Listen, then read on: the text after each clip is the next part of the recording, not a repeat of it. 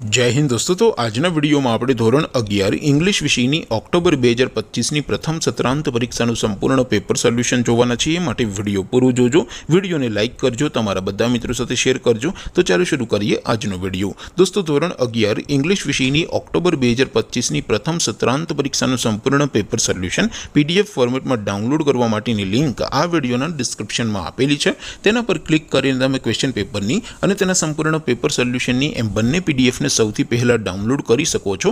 અથવા તો દોસ્તો પેપર સોલ્યુશનની પીડીએફ ડાઉનલોડ કરવા માટે તમારે ગૂગલ ઉપર સર્ચ કરવાનું છે www.mygkguru.in।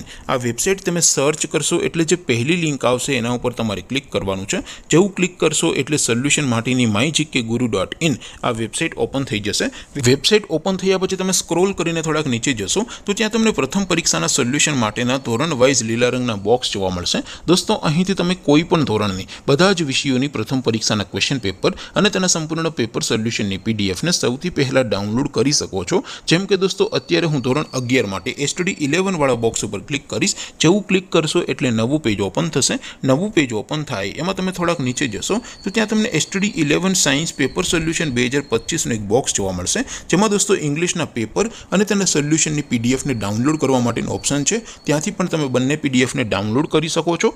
અથવા તો દોસ્તો થોડાક નીચે જશો તો ત્યાં તમને STD 11 commerce and arts paper solution 2025નું પણ એક બોક્સ જોવા મળશે।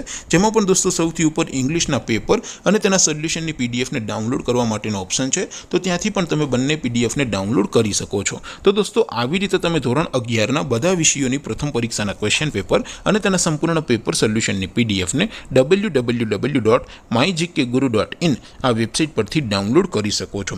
તેમ છતાં કોઈ ક્વેરી હોય, કોઈ પ્રશ્ન ન સમજાતો હોય તો નીચે કોમેન્ટ કરીને પૂછી શકો છો। અધરવાઇઝ આપણે નવા વિડીયોમાં મળીશું, ત્યાં સુધી રજા આપો। આવજો દોસ્તો, જય હિન્દ, વંદે માતરમ।